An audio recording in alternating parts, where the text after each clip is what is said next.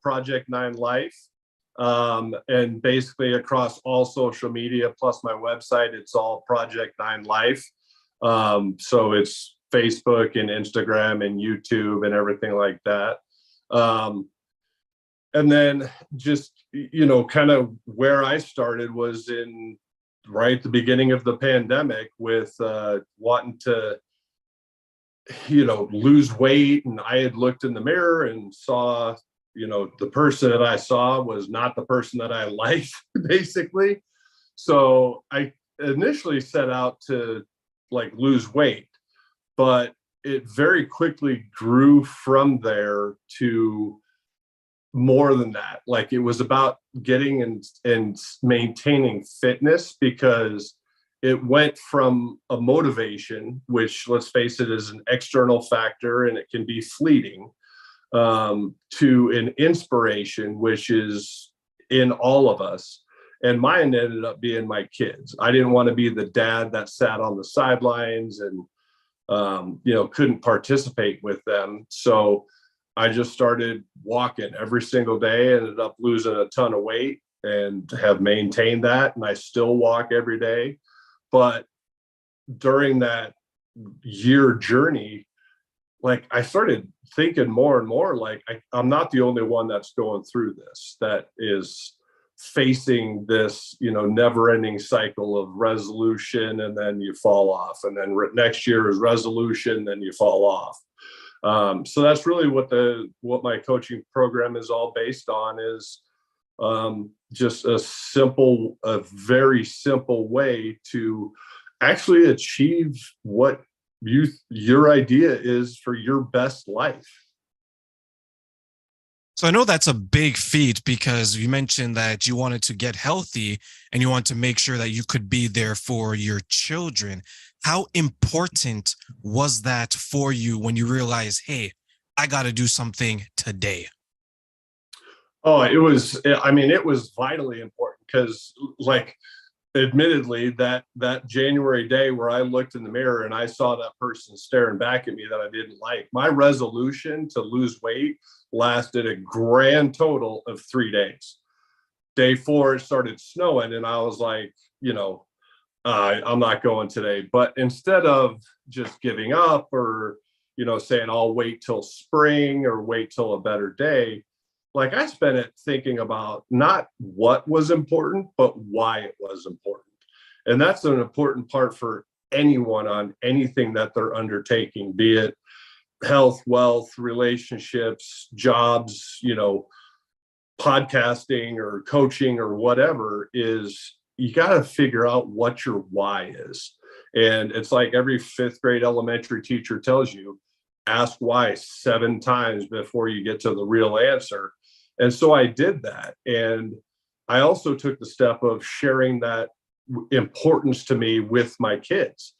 I told them, this is what I'm doing. This is why I'm doing it, because, I want you guys to, if you're going to go camping or whatever, that you don't think, oh, I got to go with someone else. You just come home and you're like, we're going camping, and okay, great. Let's jump in the truck and let's go.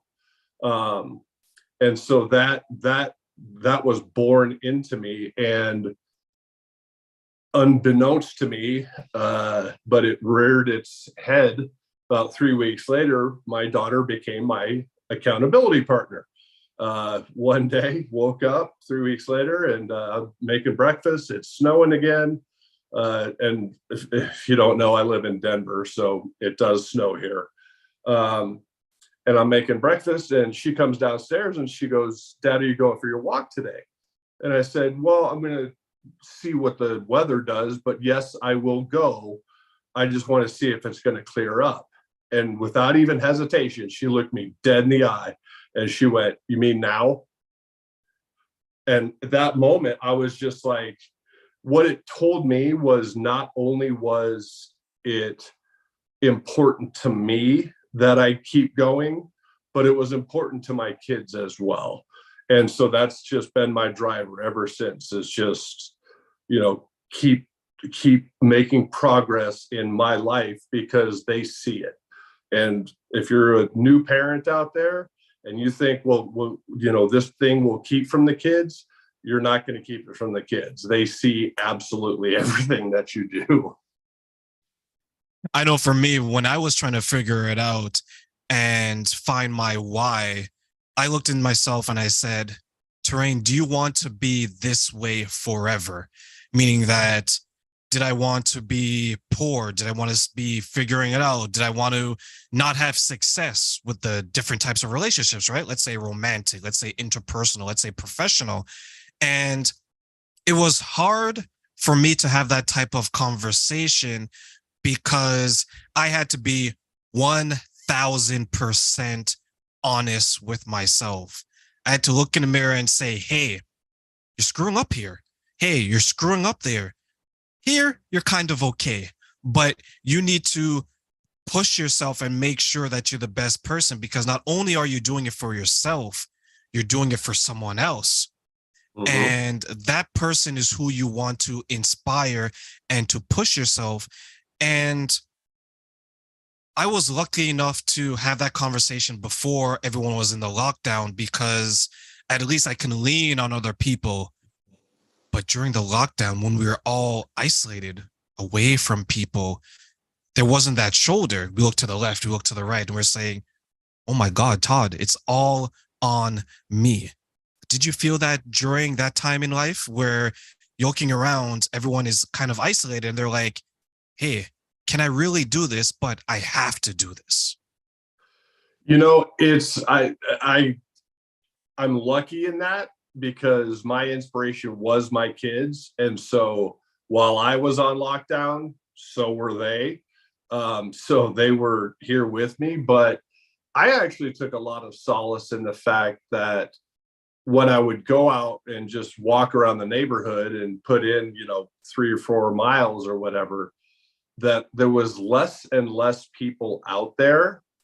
And instead of seeing it as, like, well, you must be sitting at home and doing this or that, I just saw it as opportunities, because these people, all the people that I had seen walking, and, just even if it was just a slow walk with a spouse and a dog, and they were just out enjoying the afternoon, like, I was seeing them less and less. And I saw it as opportunities that they need to find something in their life that is important enough to hold on to. And yeah, I mean, yes, I understand COVID did happen, but at the same time, I think a lot of people have used it as an excuse to be a recluse and kind of pull back into, well, I got to stay at home still, or, during that time, especially, and stuff like that, where there was plenty of stuff to do, especially with technology. I mean, here you and I are talking from two different parts of the world, basically. But my business thrived during that time, because people were looking for that. They were looking for ways that they could get out of their own way, and ways that they could still continue to make progress and level up, like, in the areas of their life that were important to them. Did you think that it was easier for those people just to say, you know what, I'm just going to give up. I'm just going to hide away. And the reason why I ask that is I know some people to this day where to get them just outside of their house is a struggle, because you want to help them. They're your friends and they're close, and you remember them how they were, and now they're totally different. But in some cases, at least in mine, they're not even aware of it 3 years later. Like, how do you think we should approach those types of conversations? Because you've been successful despite everything that has happened. Well, and that's exactly, I think, that it becomes part of conversation, like, especially with a friend, where you can just have that honest discussion and be like, dude, look, you're standing still right now, which in today's world, if you're standing still, you're getting passed by in whatever realm that you're going for, be it health, wealth, relationships, whatever. But we all know that, like, unless if you're making progress, that's great. But if you're standing still, you're getting passed, which means you're going backwards. But at the same time, I think the important part there is it has to be a self-realization, and you can help guide people to it, and maybe bring an outside awareness. But until they look in the mirror, like you said that you did, and I certainly did, and you make that decision that, you know what, I want different, so I'm going to do something different, then until you have that conversation with yourself, you're relegated to whatever future it is that you've currently got, because it's not going to change, because you're not changing. And that's a big point because they've changed into what they've become, which is kind of shielding themselves away. But they either maybe have forgotten, they don't, or they're unable to go back to the way they were, because the challenge now is it's kind of safe. It's Mm-hmm. kind of cool to be in my house, right? It's like Superman flying into his cave. It's like, yeah, I have everything here. If I want to talk to Todd, I can just send him a text message. If I want to see people, I can just turn on Netflix, right? You're substituting life in different ways. So when you found success, what were some of the ways that you found success during that time, which continues forward to today? It's a very simple principle, in that my only goal every single day of my life is to be 1% better than I was yesterday. And it sounds like this little small number, just 1%. But when you start to put that into, okay, a month, 2 months, a year, if you think about it, I mean, if you get 1% better every single day for a year, right? And it's not a giant leap, it's just 1% better every single day for a year. You realize at the end of a calendar year, you're 37 times better than you were when you started the year. And I think it's something that hamstrings a lot of people, like you're talking about, that find that comfort, find that safety in not doing differently or whatever, is that they think it's this massive undertaking, to get out of their house and do something. It doesn't have to be like doesn't have to be health. It could be like business, it could be interpersonal relationships, anything. But what's preventing them is they think it's this massive thing that they've got to really do, when if you actually just break it down to a daily kind of thing, it becomes less daunting, and it becomes a lot more simple to actually look at yourself and say, yeah, I'm going to do that. And it drove me every single day, and still does. Like, I all I want to do today is be 1% better than I was yesterday. I don't care what the Joneses are doing, or the Jeff Bezoses and Elons and all these people. Like, I really don't care, because I don't have their life, and I'm not living their life for them. I'm living my life for me and for my kids. And my 1% better is going to be different than theirs. But that doesn't mean that I can't make those strides in my own personal life and in my own personal journey, in terms of like what I'm doing and why I'm doing it and stuff like that.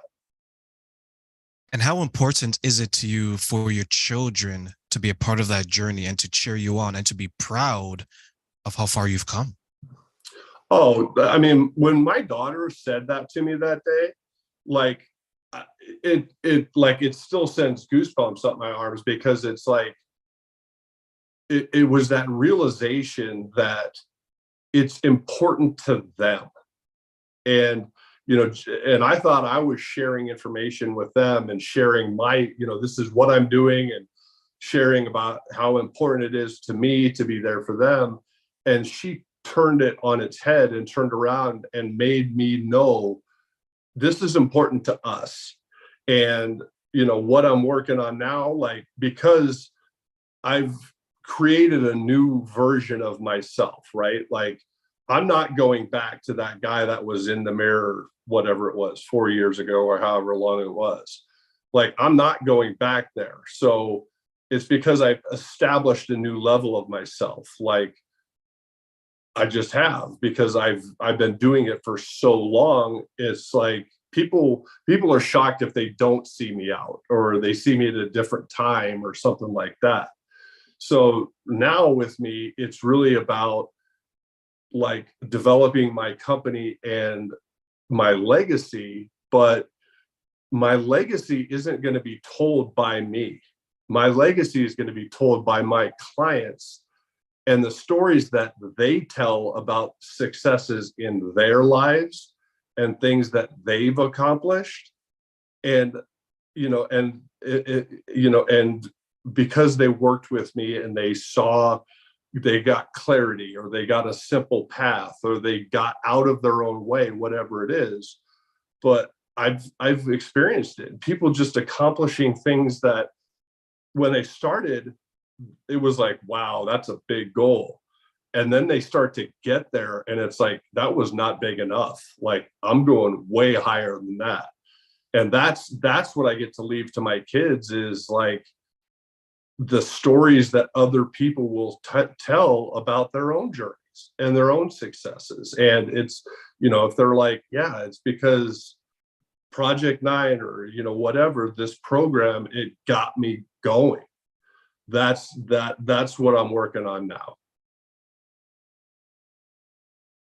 For those who are following along on YouTube, Facebook, please subscribe, share, and like this video for more incredible interviews like the one we have with Todd. And we will be back for more. So stay tuned, everyone.